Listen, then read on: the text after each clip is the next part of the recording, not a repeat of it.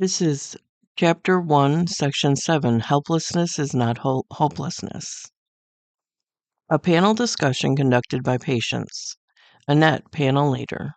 Today we want to discuss a problem which most of us face during our sickness or in the process of getting well. It is a problem closely akin to sabotage.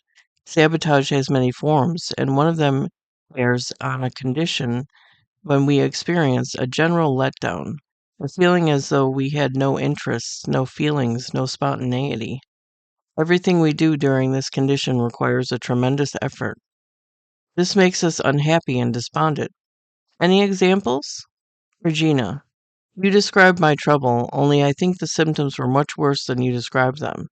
I had that awful feeling of fatigue, as if I couldn't even get out of bed. I didn't want to. I couldn't eat or sleep. The household tasks I did before were such an ordeal. I couldn't even fill the sugar bowl. I almost got into a panic when I thought of it. I had a fatigue that seemed unbearable. I had to drag myself all the time. After I came to recovery, our physician said, "You are not tired." After I came to recovery, if I went downtown, I would walk around for 10 minutes, and I think I had to sit down. The doctor told me that wasn't fatigue. It was just a feeling of fatigue. Now I walk for hours and it doesn't bother me. I don't even have the feeling of fatigue anymore.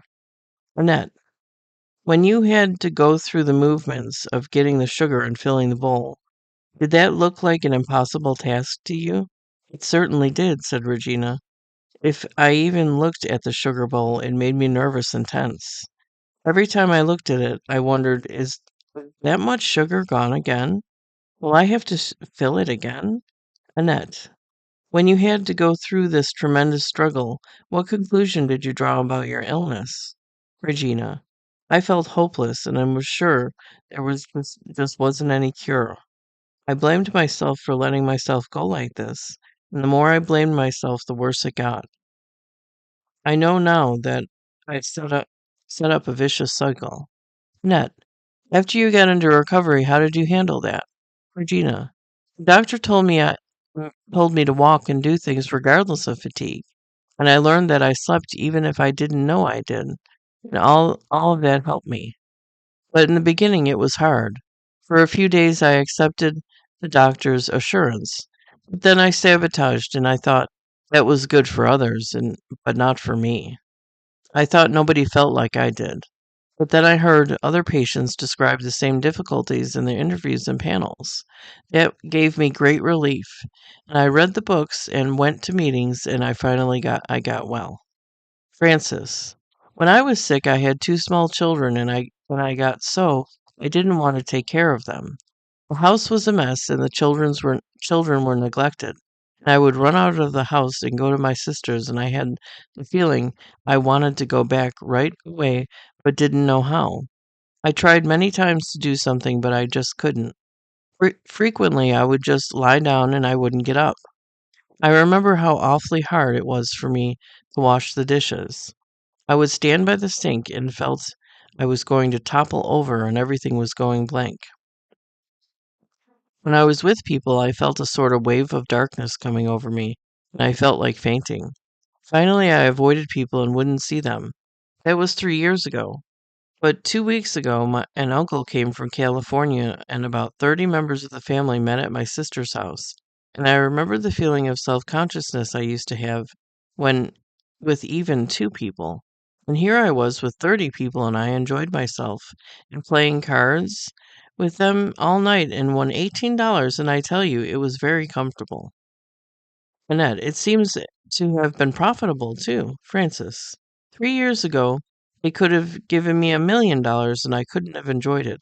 Annette, how did your illness affect your feelings toward your children and your husband and the other members of the family? Francis, I can hardly understand it now, but at the time, I had no feelings for my children or for my husband or for anybody else. I had no interest and nothing gave me enjoyment. Today it's different, and my husband often remarks about how enthusiastic I can be. Annette, I wish to mention an experience I had many times when I was ill in the hospital. Getting out of bed, as you described, was such an effort. and going to eat my meals seemed as though I couldn't get the food down. My husband brought me jigsaw puzzles, which I used to enjoy. I started to work one, picked up a piece, looked at it, and thought, this is too much for me. It seemed every time I picked up a piece, I had to make twice the effort to move it from place to place. When my husband visited me, the nurses would say, "Oh my, you have such a nice husband." And one attendant said, "My, you must get well for such a nice husband." And I realized that was correct, but I had no feeling about it. During the first few months, I was indifferent to whether he came to see me or not. I certainly did not look forward to visiting days, but gradually my feelings returned, but in a peculiar way. One day I still did not feel any particular enthusiasm about having visitors, but on another day, should my husband not arrive at the expected time, I got sore because he was late. I then realized that my indifference was lifting. After returning home, my interests were not very active immediately.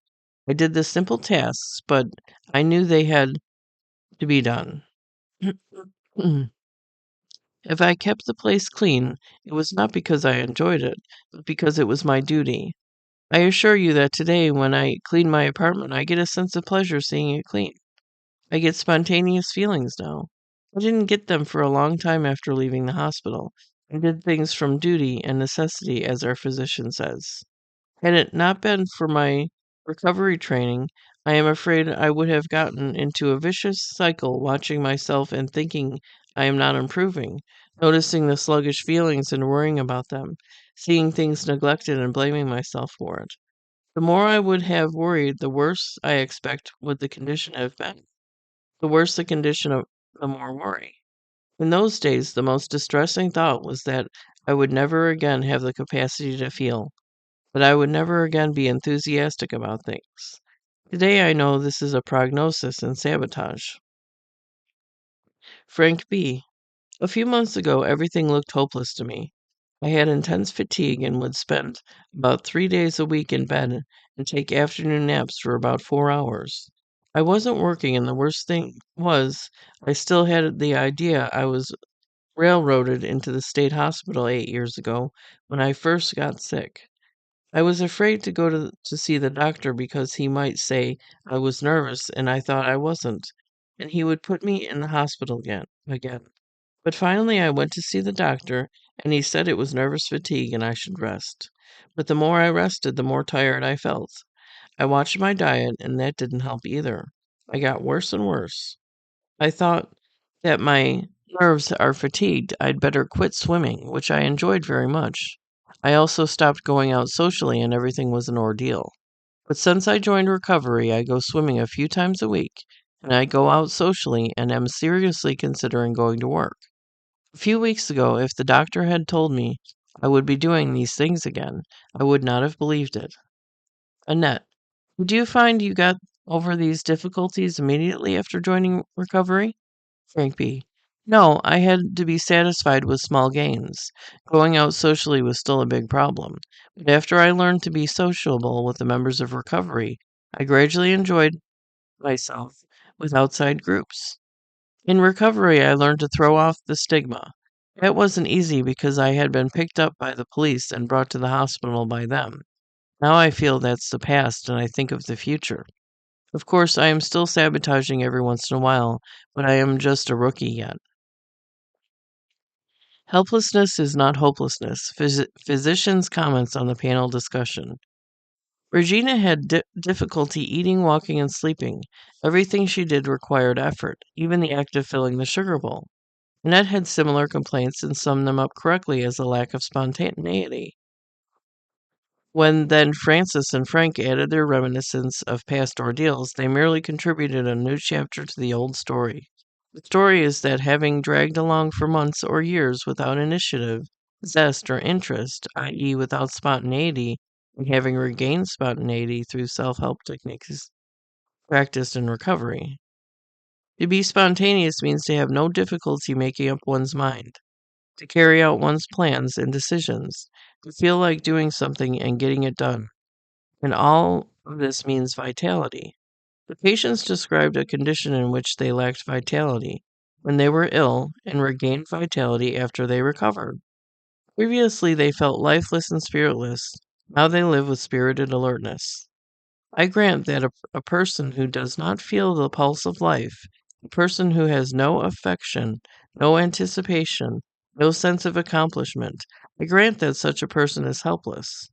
What more dramatic picture of helplessness can be drawn than the scenes in which Regina could not bear the thought of having to fill the sugar bowl, or Annette could not command sufficient vitality to move a little piece of cardboard, jigsaw puzzle, from one place to another. At the time, they were certainly devoid even of a shred of vitality. Theirs was a mechanical existence, not a dynamic one. When Annette lacked the strength to move a little scrap of paper, she had the right to feel weak, helpless, and unhappy. She had also the right to feel distressed when she noticed that her feelings were low or gone. But when she became despondent and thought she would never again have the capacity to feel, and would never again be enthusiastic about things, she permitted herself to predict future developments, and this she had no authority to do. As she said herself today I know that this was a prognosis and sabotage. The patient is competent to describe his present condition, his pains, pressures, and palpitations, his lack of strength and vitality, his fears, panics, and compulsions. If he wishes to place the label of helplessness on any of these experiences, I shall not quarrel with him. I have not seen a patient who is not helpless totally or partially. Patients are helpless to stop their pressures. They are helpless when they find themselves seized with air hunger and night terror. And if any patients claim to be helpless, I shall not challenge the correctness of his statement. But when a patient declares himself hopeless, I shall warn him that he has presumed to make a prognosis and he's trespassed into my territory. The physician alone is capable of deciding whether a condition is hopeless or hopeful. The patient who assumes the diagnostic or prognostic function of the physician sabotages his authority. The patient can declare himself helpless, but he has no right to pronounce himself hopeless. Description is the domain of the patient, prediction is the province of the physician. I will remember the time when Regina and Francis sat in my office reciting their tales of woe. There was a great deal of description, but most of it was prediction. They predicted that they could not get well, that they were doomed to lead a lifeless existence, that the hope I held out for them could never materialize. If I mentioned that she slept better, if I mentioned that she slept better and this was indication of beginning improvement, Francis hastened to correct me. But doctor, last night was terrible again. How long can I stand that? If I ventured to suggest to my patients had to if I ventured to suggest that my patients had to wait but got well in the end, the retort was, but doctor, they were not as run down as I am. All my reassuring statements were promptly swallowed up by a rebuttal sentence that invariably had the phrasing, but doctor. Both Francis and Regina were confirmed butt knockers. I had merely to voice a positive thought, and it was out of immediately knocked out by a negative answer. I presented them with a hopeful prognosis, and they swept it aside with the dire prediction of hopelessness. I shall ask you to visualize the situation in my office when a depressed patient sits opposite me. We discuss the condition, but we never meet. Whatever I may say is instantly disputed or discarded by my opponent. But the patient is no opponent. He is a wretched creature begging for help. He insists on help. He clamors for it, protests, would do anything to get it. If he is not my opponent, why does he oppose me so vehemently? If he is ready to do anything to get help, why does he not do the little something I ask for? To drop his pessimistic and accept my optimistic views. Views are thoughts and can be dropped. Other views can be adopted in their place. If that can be done, why does the patient refuse to do it? I have given much thought and study to this absurdity of clinging to the harmful view when acceptance of a helpful view was certain to give relief. I have seen women who go through depressions each month before or during or after their menstrual periods. They are depressed and helpless, indulge but do not indulge in doom prophecies. The reason is clear. Their depressions are short duration, and a rich past experience has taught them to be optimistic about relief to be expected. My nervous patients come to me after months and years of suffering. Their pessimistic views have gained depth and strength. Their pessimism has become a habit, hardened and crystallized by continued practice. Such habits pervade the organism, color every move, and though the person and thought that the person and of the person and are not easily dislodged. You can observe such habits as of thought everywhere and at all times. These days, particularly, it is not difficult to spot prophets of doom right at your elbow, at home, in the neighborhood, in the shop. You have heard all kinds of gruesome predictions of the past few years. Things in general were painted as utterly hopeless. The country is going to pot. Inflation's certain It's certain to come, or it is here already to stay. Democracy cannot survive.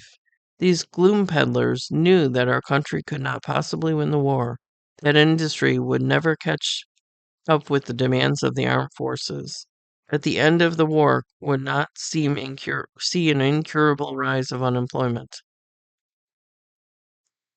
Would see. The fact that their predictions fell flat did not discourage the soothsayers. Although promptly disavowed by actual developments, they nevertheless continued to roll off new gloom stories from their never-ending resting assembly lines. All these people had imbibed the view of pessimism, a view hardened and crystallized into a stubborn habit of thought, until finally the habit acquired such a momentum that evidence to the contrary was powerless to shake it. Everybody is pessimistic and optimistic at the same time. In the ordinary mature person, the two views are so balanced that optimism outstrips pessimism. This is true of every habit. Everybody is both generous and miserly, cautious and bold, loving and hating, forgiving and vengeful, appreciative and critical. It is in the very nature of human habits that they range themselves in pairs, the one member of which is antagonistic to the other. Pessimism and optimism are nothing but such a pair of mutually antagonistic features.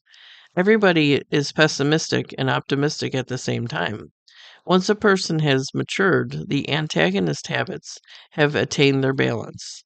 Then we have two varieties of persons.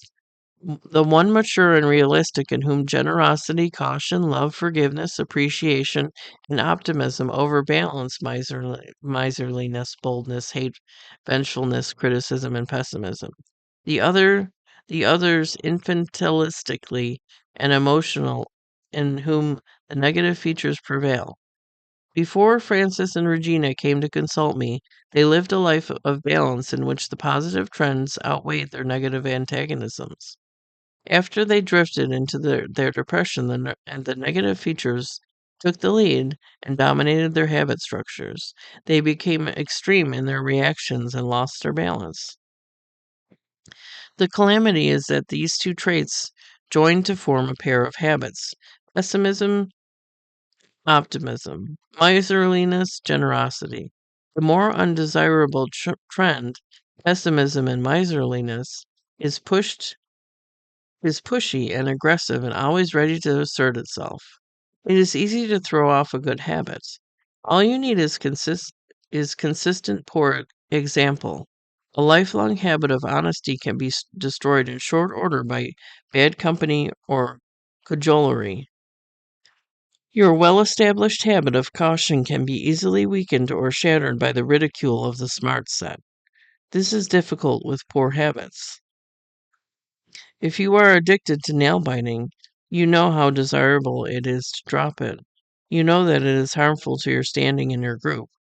You are eager and determined to abandon it, and yet how difficult it is to discard it.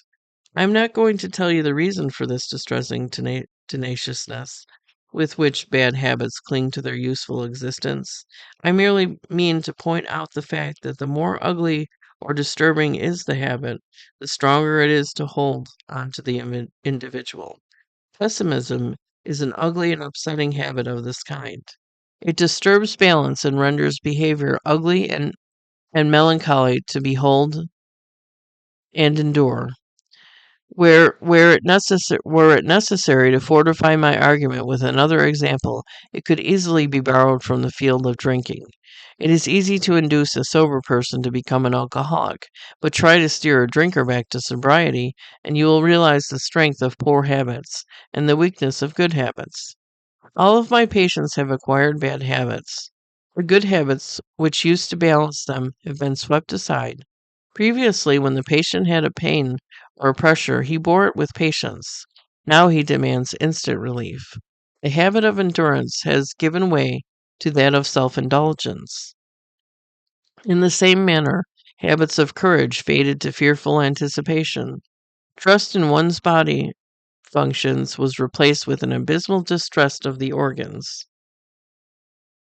In the course of months and years, the undesirable habits acquired strength and cunning and tenacity. If the patient attempts to fight them off, he finds himself confronted with a ruthless, stubborn, and obstinate force. He puts up some resistance, but soon realizes that his good intentions are no match for the resourcefulness of his opponent. He feels helpless. Despairs of ever being able to regain his balance, and conceives the idea of hopelessness. If that happens, then the balance between the antagonistic habit traits of optimism and pessimism is destroyed, and the patient is reduced to the existence of mechanical reaction. Regina and Francis, Annette and Frank demonstrated how the balance can be restored and how life can be made to regain its vigor and vitality. All they did was to refrain from sabotaging the physician's authority. He alone knows which ailments are hopeless and which are hopeful. To cure a nervous illness means to rid the patient of his pernicious tendency to sabotage the physician's effort. Once this is done, the patient has learned that helplessness does not mean hopelessness. And that's the end of section 7. Please like and subscribe so you don't miss the next installment, External and Internal Environment. That's section 8. Please join me again. Thank you.